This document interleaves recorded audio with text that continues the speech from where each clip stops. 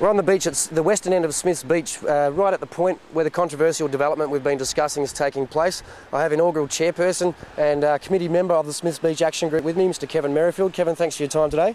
Thank you. So, Kevin, we're just basically trying to find out, well, the submission period's finished, but where are we at exactly with the proposed development just over our shoulder here on this pristine headland? Yeah, well, the submission period finished a few weeks back, and now it's up to the Shire of Busselton to assess all the submissions, and we understand there's a pretty large number there, something like 7,000, and we're pretty confident that a very, very large proportion of those are people that have opposed the development.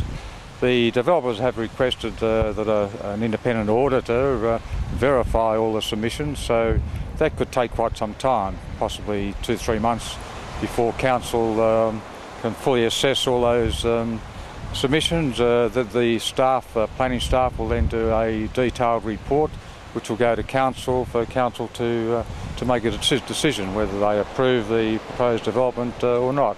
We anticipate that could be probably February, maybe even March, so it'll be still some time away. So at this point in time, obviously the submissions period's finished, but it's not too late for people to put their voice forward?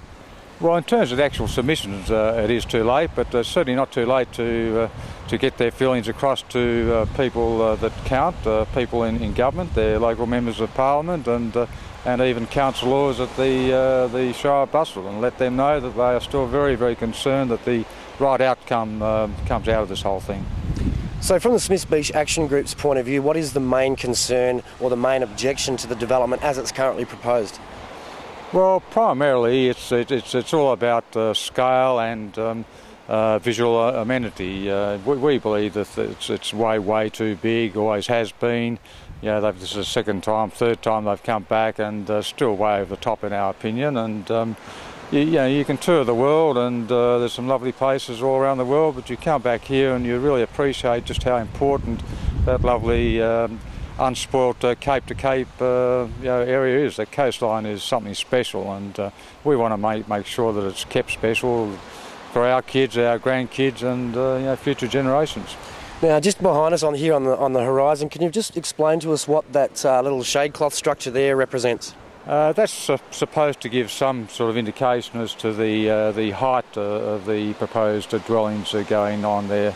And from where we stand at the moment, Smiths Beach, where people come, is such a lovely beach, and when you're down on the beach, you're going to be looking straight at it, and it'll be right in the face. And unlike developments like Bunkers Bay, where it is quite nicely set back behind the sand dunes, and it's not offensive to anyone on the beach. So in real visual terms, I mean, obviously I've been coming here for years and years, you've been living here for a long time.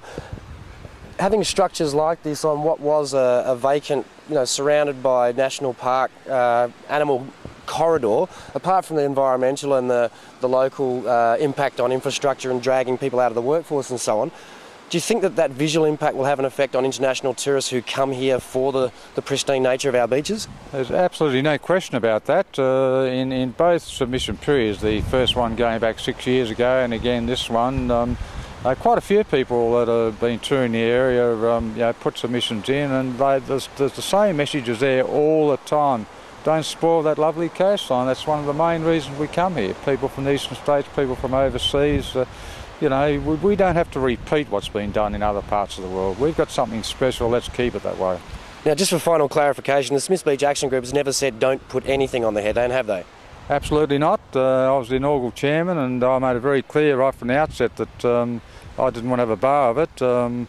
If that was going to be our policy, just no development whatsoever. We think there's scope to do a nice, tastefully done tourist-oriented development with nice tourist facilities, but it's got to be the right scale, and to use some sort of comparison, we think the Bunkers Bay Resort is about the right sort of scale.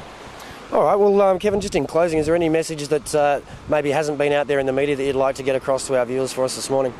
Yeah, perhaps we could get rid of these bloody flies. But no, look, just keep on supporting the Action Group. It's been it's been a long battle, but the Action Group are a very, very fine body of people led by a very, very dedicated chairman, Bob Mackay, and the work that they put in has been enormous. So, get behind them and keep supporting us. Thanks very much for your time, Kevin, and good luck. And look, I don't know, what's your gut feeling? Are we going to win? Yeah, I'd like to think so. Yeah, hopefully if the council say no, the options then are up to the developer to go to the appeals tribunal. I would like to think we've got a reasonable chance, but you just never know with these buggers. They're likely to pull the pin again and come back and make a few minor little adjustments and have another go. But I think as far as we're concerned, unless it's major reductions, we'll still be out there fighting. Well, good on you. Someone needs to look after our coast. If you to find out more about what you can do and to have your voice heard, go to saysmithsbeach.com. All the information about the proposed resorts there, as well as how you can get in contact with your local politicians and help to save what is undoubtedly one of the most beautiful stretches of coastline anywhere on the face of this planet. That's all for now, but good luck to the Smiths Beach Action Group and see what you can do and make your voice heard. Let's not let this go to waste.